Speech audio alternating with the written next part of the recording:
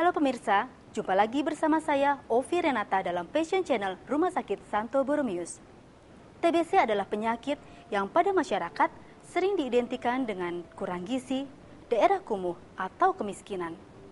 Alhasil, banyak yang merasa gengsi atau takut ketika mengalami penyakit ini. Pada episode kali ini kita akan membahas siapa saja faktor risiko terserang TBC dan bagaimana gejalanya.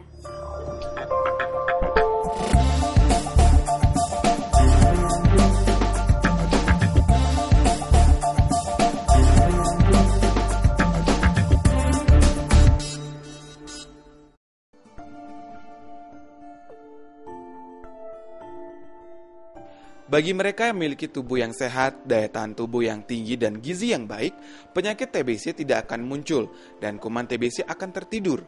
Namun, pada mereka yang mengalami kekurangan gizi, daya tahan tubuh yang buruk, atau terus-menerus menghisap udara yang mengandung kuman TBC akibat lingkungan yang buruk, akan lebih mudah terinfeksi TBC. Sebenarnya kalau faktor pencetus sih tidak begitu ini ya, tapi masalahnya adalah ketika seorang terkena ini biasanya daya tahan tubuhnya turun. Ya, daya tahan tubuhnya tergantung. Jadi bagaimana seorang itu kita mencegah tidak terkena, gizinya harus cukup. Lalu gizi cukup, lalu bagaimana di rumahnya? Satu, ventilasinya harus juga baik. Lalu matahari juga harusnya masuk ke dalam rumah. Lalu kebersihan rumah juga harus dijaga. Karena salah satu yang menyebabkan bakteri ini tetap bertahan adalah perilaku hidup orang yang menderita yang tidak benar.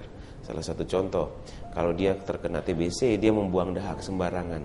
Kalau dahak itu tidak terkena sinar matahari, dia akan hidup, bakteri itu akan berada dalam dahak itu selama berhari-hari bahkan berbulan-bulan.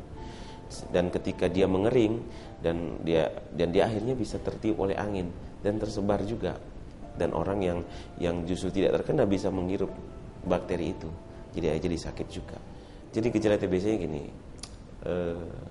dia nafsu makannya akan berkurang. Satu, yang kedua adalah berat badan berkurang. Yang ketiga adalah dia suka keringat waktu malam. Jadi keringat malam. Yang keempat adalah dia suka merasa demam-demam, kadang badannya tidak enak. Lalu gejala untuk parunya bagaimana? Adalah satu, gejala batuk. Batuk pada pasien TBC lebih dari 3 minggu, batuk berdahak, kadang batuk berdahak. Dan demikian juga dia bisa batuk darah.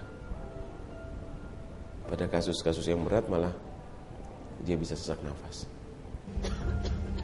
Penyakit TBC adalah penyakit yang dapat ditularkan, terutama melalui percikan ludah dari orang yang menderita dan menyebar melalui perantara udara. Intinya bahwa bakteri ini menyebar melalui udara. Jadi ketika seorang yang terkena TBC, itu dalam tubuhnya akan mengandung banyak sekali Mycobacterium tuberculosis di dalam parunya, terutama di dalam dahaknya. Nah, ketika dia bersin atau dia batuk, itu bakterinya akan keluar bersama dengan droplet. Ketika droplet itu masuk ke tubuh seseorang yang lain, kalau sistem kekebalan tubuhnya lagi tidak baik, dia akan menyebabkan penyakit. Saat ini juga HIV kan banyak. Nah, itu juga sudah mulai semakin meningkat jumlah TBC. Biasanya kalau pasien kena HIV, biasanya akan kena TBC juga. Biasanya begitu.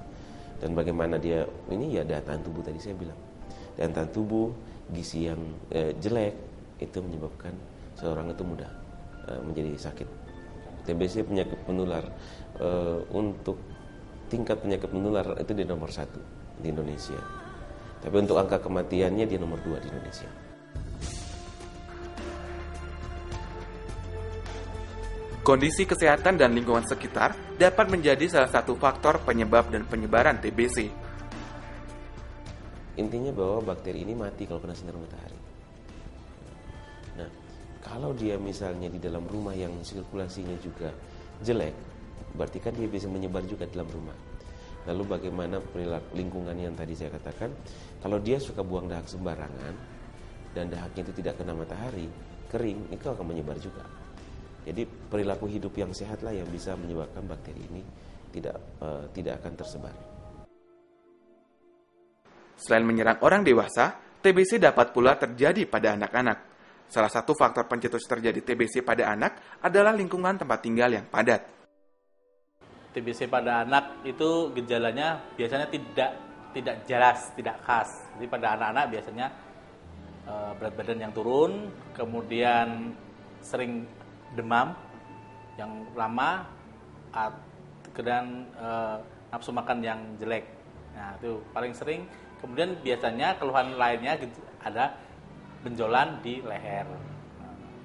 Kalau batuk biasanya kadang ada, kadang jarang.